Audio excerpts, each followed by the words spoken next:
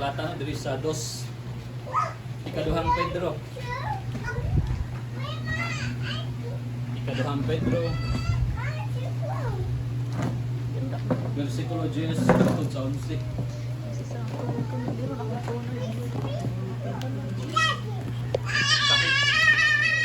Kapitulo 1, versikulo 10 hangtod sa 11.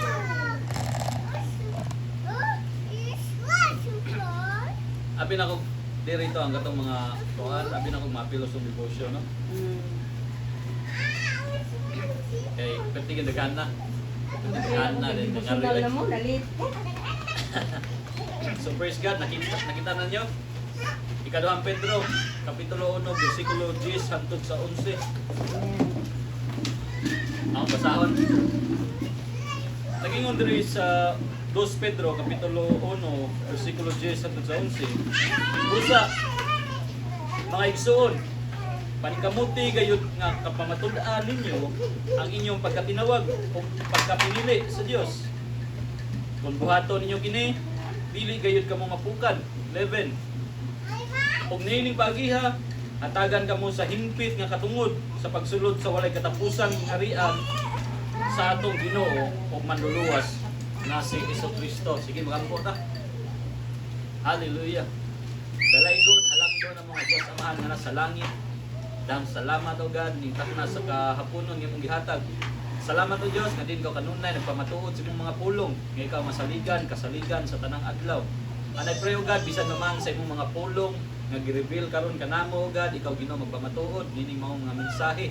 Nga din kini nga mga mensahe, magatisok sa mga kasing-kasing, ug labaw sa tanan kami mutubo diha sa imong tigilan. Lord, tabangi kami, tuglui, ug labaw sa tanan, i-inspire kami sa imong mga pulong. In Jesus' mighty name, Amen. Samtang namin ako sa testimony na tinanid ba? Inom ko na. Grabe sa intro sa Ginoo. Igo kay sa atong tema. Igo kay sa atong mensahe. No, ang pulong nga gipaabot sa Ginoo. Kaya nagingon diri si Pedro, ang basang balik busa mga igsoon. Paningkamuti gayud nga kamapatud. Paningkamuti gayud sa pilo-pilo na tong bilan. Paningkamuti gayud nga kapamatud-an ninyo ang inyong pagkatinawag o pagkapinili sa Dios. Kung buhaton ninyo kini, dili gayud kamo mapukan. 11. Yan ang 11. So kaning verse 10 mga igsoon, isulat ni Apostol Pedro sa dihang naa siya dito sa Asia Minor. Ito yung gisulat sa mga Kristohanon sa first century nga mga Kristohanon nga din iyang gi-remind, iyang gitudluan ang mga Christian ditong dapita. Dili ni sa mga unbelievers ako, dili sa mga believers ni gitudlo ni Apostol Paul, Apostol Pedro. Iyang gina ng mga believers dito nga time. Kaniday nga kani nga sulat aron natin knowledge, gisulat ni Apostol Pedro 66 AD between 68 AD. So naa diha gisulat ni Apostol Pedro, iya kining gisulat sa akong balikon, gisulat niya alang sa mga Kristohanon dito sa iyang area.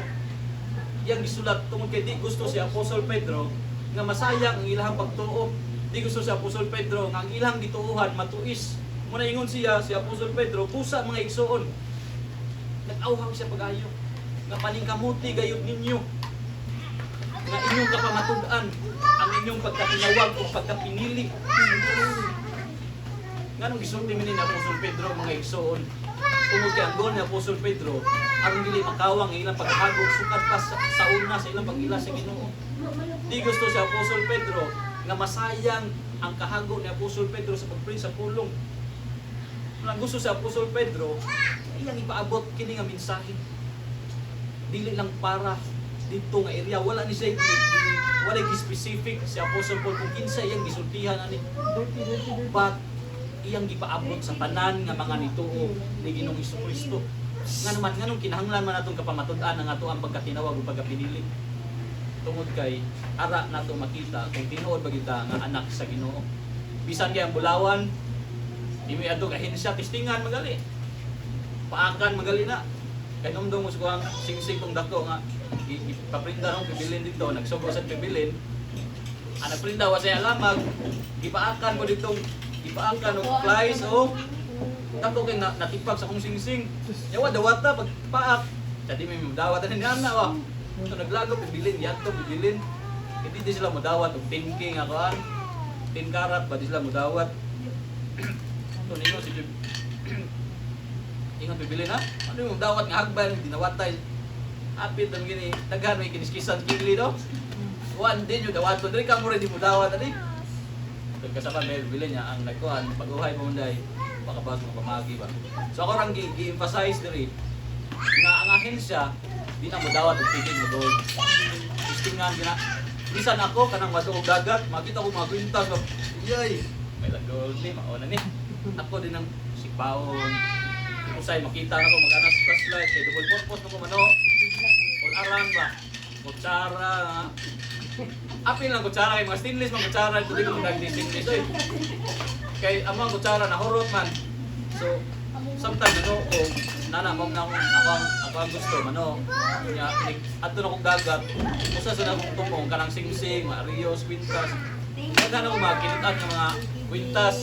Daghan ako nakita ng mga Rios, daghan ako nakita ng mga singsing. Pero di tinuod, di pure. Ni abot dire, ni ana ako sa magnet kung pilit mo dayon. Dali mo pilit ano eh. Di pure.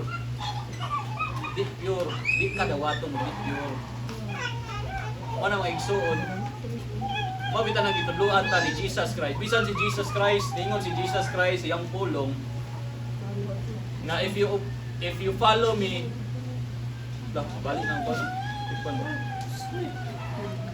Ningon si Jesus Christ, if you follow me, take up your cross daily.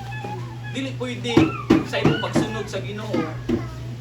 Dili ka tinud nga Kristohanon. Ngano man? Nganong gitudluan ta ni Apostol Paul kinahanglan tinudpon ta niya to pagkatinawag. Mabitan na nalipay ko sa kinabuhi na tinanit no nakataw na basta na inspired ko sa kinabuhi ba na nakatawa ko nga niko ora gisibo man sa Ginoo nga sa iyang pag-adto ba wa niya damha nga iya tong gihimo kauban sa lamdag sa Espiritu Santo. Iyang gibarugan niya pagkatinawag kay ako ato. Wasa ko kabagon sa di ko mo conclude ko kabagon sa hitabo. Pero for sure usa ra man Holy Spirit nga nagtudlo inato sa dang buhaton. Kato siya nganong na nahitabo to. Tungod kay gibarugan niya tinanit niya pagkatinawag sa Ginoo. Iyang di pamatud-an sa Ginoo. Manakita gi-inspired ta na Apostol Pedro pamatud-an na to. Sa unsa nga pamagi pinagi sa buhat. Di mamunga ang usa ka tanom kung patay na siya. Pag kita kung buhi ta dira espiritual sa Ginoo, makita diha ang bunga sa balang espiritu. Di na to hisgutan ang bunga, daghag bunga ang balang espiritu, bad ang atong hisgutan ang giyas nga gikinahanglan sa tao, gikinahanglan sa mga Kristohanon. Ingon diri ang 1 Pedro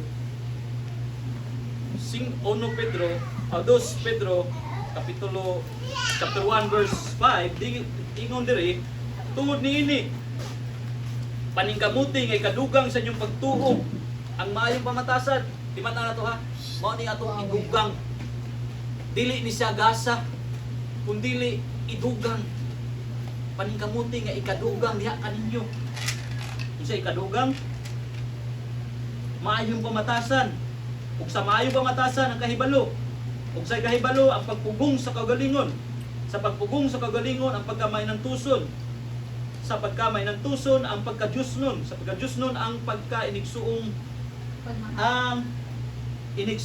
pagmahal sa inigsuong pagmahal ang gugma kini mao ang mga hiyas nga inyong gikinahanglan kung nagdagaya na kini diha kaninyo mahimo kamong madasigon ug mapuslanon tungod sa inyong kahibalo mahitungod sa atong Ginoong Hesukristo. So it takes discipline para makuha ni nato na kinaiya. Una, kahibalo, pagpugong sa kagalingon, pagkamay ng tuson, pagkadyusnon, Inigsuhong pagmahal ug gugma. Ug maayong pamatasan. 7, kinahanglan itong paningkamutan. Kaya ingon ang pulong ka, ug naa ni nato, ingon siya diri sa Gis, kung buhaton nyo kini, dili kayo ka mapukan. Kung say other term sa mapukan, butalikod sa pagtuo. Nga naman, nganong giauhag man ta ni Apostol Pedro nga kini nga hiyas ni kinahanglan nato. Igwata ni nga hiyas god. Dali ta mapukan. Nga naman kani nga hiyas nga gisgutan diri crucial kayo. Meaning, importante kayo isip usak Kristohanon. Kining pagpugong sa kagalingon palandaan. Importante kayo, maayong pamatasan. Na may daghang preacher na pero way batasan. May lang ari sa pulpit, pero sa personal, way batasan. Kabalo kong daghang nakaila. Dahan siya kong nakaila. But, naikausaban ng tanan mga igsuon. Kausaban ng tanan. Dili na to hawak atong ginabuhi. As long as buhay pa na siya, ayaw pagpunod. Nanay kausaban, sayang kinabuhi. Bisan ako, wag ko magtuo nga mausap ako. But sa dihang nilihok ang balang espiritu, naging kausaban. Kung ang giauhag ta, pamatundaan na to. Kinahanglan kinihiyas na na to. Bisag ang bunga sa Espiritu Santo, kinahanglan na nato. Di man na to, di ta mamunga ha. Kung Espiritu, kung ang Holy Spirit wa nato.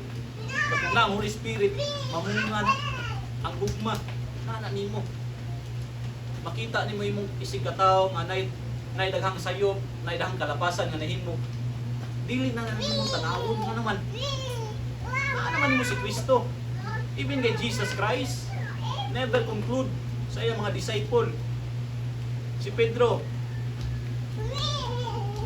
wa di conclude si Jesus Christ bisag si Pedro ni balik siyang pag atog dagat. Iyang kayam ng Ginoo. Wa sila nagpadayon si Pedro sa iyang buluhat tuloy. Di balik siya padagat. But di conclude bang Ginoo? Nga unang nga diha. Wa ang Ginoo balik. Ang Ginoo, once mulayo ka sa Ginoo, tawgon ka sa Ginoo, pabalikon ka sa Ginoo, dahil pamagi ang Ginoo. Either imong igsoon, imong inahan, imong amahan, di nimo kaila, istorya nimo. Kung pamaagi na sa Ginoo, kinahanglan kabalo ta maminaw sa mga pamaagi sa Ginoo. Ano man? Aron dali ta mutubo. Usahay man gud, gahit kita maminaw sa pulong sa tungkol na Dios. Mana may igsoon? Gihangyo ta. Ingon diri paningkamuti gayud. Ang pagyug gayud. Virgin kay. Ipamusga ni Apostol Pedro. Kinahanglan tong kapamatud-an. Nga dili ta Kristohanon diri sa simbahan, kun dili Kristohanon ta sa gawa sa panimalay. So sa panimalay, bisan asa ta mabot ang kutuba, ibu kalibutan Kristohanon ta. Kristo na adri sa ato. Nga bisan kinsa tong matubang si Kristo ang makita. Si Kristo makita. Na naman ingon ang Mateo 12. Ingon ang Mateo 12 may igsoon.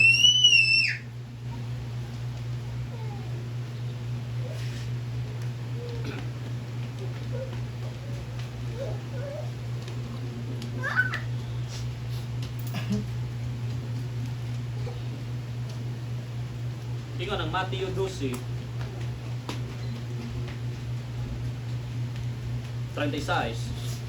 Ingon dra sultihan ko kamo nga sa adlaw sa paghukom ang matag usa ka tawo mohatag niya sa husay sa matag walay pulos nga pulong nga iyang gisulti. Kay inyong mga pulong mausab unyang gamiton sa paghukom kaninyo aron maila kun kamo sak-an ba o dili. Mo na may igsoon, pag tinabangay ta ninyo. Tinabangay ta ninyo sa pagpalingkod diha sa kilang sa tumbuhi nga Dios. Kinahanglan atog yung mabarugan ang ato ang pagkatinawag sa Ginoo. Di na to sayangan ang mga opportunity nga gihatag sa Ginoo sa tong kinabuhi. Nga naman, aron dili ta basta-basta mapukan. Aron dili ta basta-basta mapukan nga igsoon. Di man ana to. Ang pagbuhato ni nato nga hiyas, di man natong hiyas, kung naa ni nato, ingon ang pulong, kung nagdagaya kini diha kaninyo, mahimo ka mong madasigon ng mapuslanon tungod sa inyong kahibalo mahitungod sa atong Ginoong Kristo.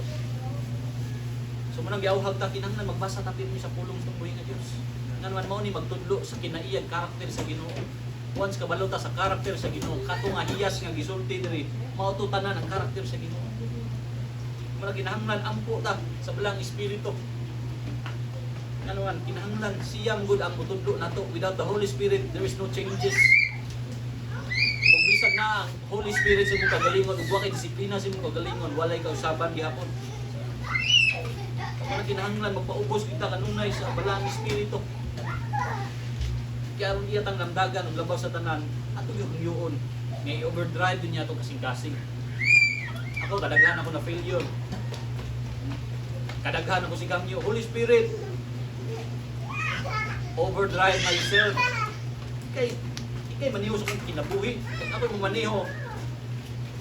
Balik rin hapon ko akong naandan. Pero ikay mo pumaniho sa kong kinabuhi. For sure, naida akong kausaban. Ano kanina na akong ginangko sa balang espiritu nga naman. Tawara man ta. Ang atong nauna, mas-switch gina. Mas-switch labi na panahon sa kalisod, panahon sa daghang mga problema, mapuno na yung una-una ba. Ma-overwhelm ka sa mga problema nga. Imbis mahangad ka ito sa langit. Mga itabang sa Ginoo, kung sige kagdugo na, kung sige ginuktok. Mabitay ko ng salmo, ganihangad ako sa kabukiran, nakapangutana, di, nagikan akong panabang. Ang akong panabang, nagikan sa Ginoo. Ingon siya dito. Nakita giawag ka. Panahon sa problema, pamatod ang imong pagkatinawag sa Ginoo. Sa kita ang Ginoo sa imong kinabuhi. Kung mo nang mahimo, ingon ng punsi, kung niining pagiha, hatagan ka mo sa hingpit nga katungod sa gingharian sa atong Ginoo o manluluwas nga si Jesucristo. Praise the Lord.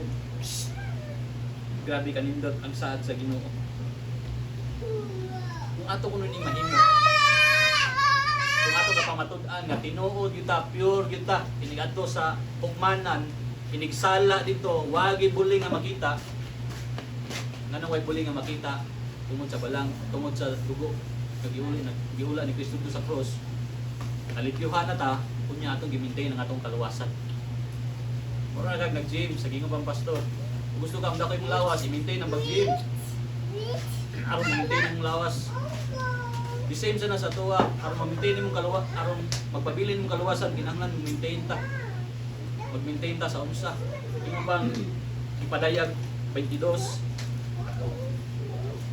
Ingon ang ipadayag 22, bulahan katong naglabas sa ilang bisti aron sila hatagan sa katungod sa pagkaon sa bunga sa kahoy nga naghatag sa kinabuhi o pagsulod sa mga gangaan sa syudad.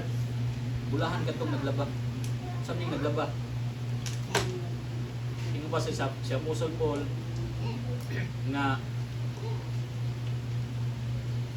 tingnan pa si Apostol Paul nga dili na ako nagkinabuhi kundi si Kristo na. Kuan si Kristo na magkinabuhi.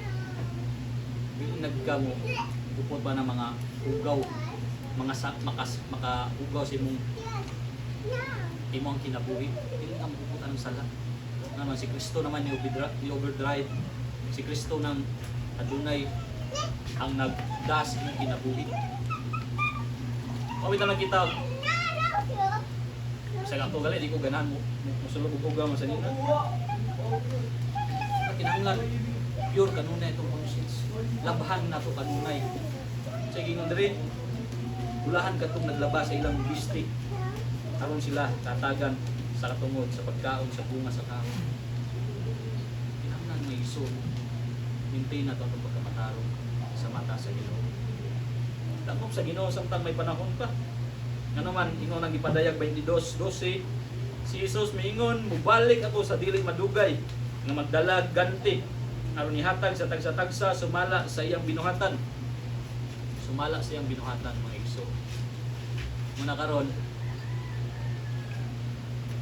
pang tinguhaon. Nga atong kapamatud-an sa tong kagalingon nga kita pure yun nga anak sa Ginoo. Pure kita nga anak sa Ginoo. Tingnan mong tapat, anak ka sa Ginoo. Anak ka sa Ginoo. Sa Ginoo rata anak. Wala na ilain pa. Wala kay anak naman ta sa Ginoo. Ayan naging mo kamakat mo yung suod. Ingon ang Biblia nga ang amahan sa tanang bangkat mao ang yawa. So kung makat ta mahimot ang anak sa yawa. Na ayaw naging pamakat. Why white lies? Pakat gyapon. Ayaw pamakat mga igsuon. Wala na to. Nga adunay ganti. Adunay ganti. Dili makuha makawa ang atong pag-ari. Kining tanan nahisulat sa libro sa kasulatan. Adunay tulo ka libro.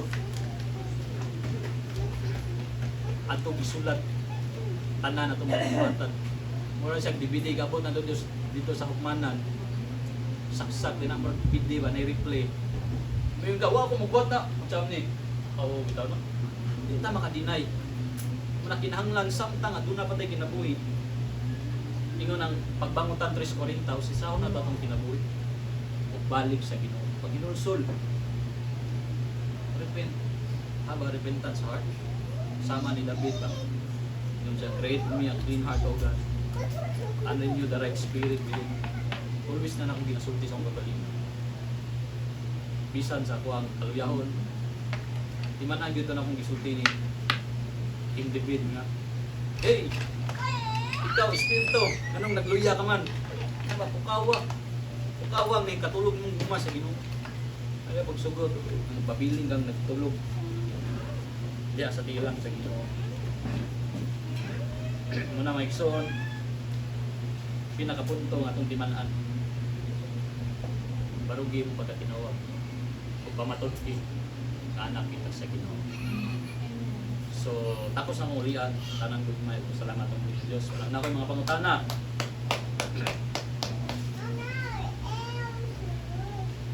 What is the word says to me? Sa imong kagalingon. Ikaduha, is there any word or command that I must obey?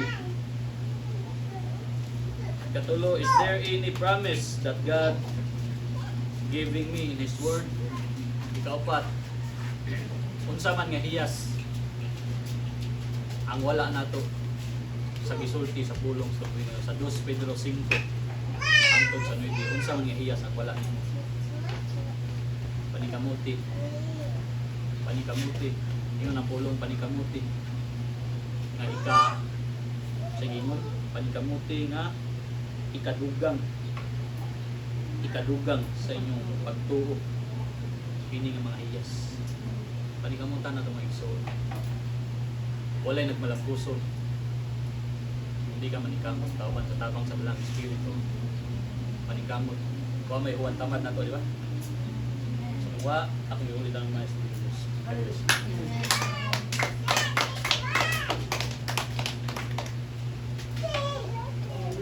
So, nindot kayo minsay nga gipabot sa matagusan nato, hatag kini og dugang nga kaligon sa atong pagtuog, pagsalig sa atong buhi nga Dios o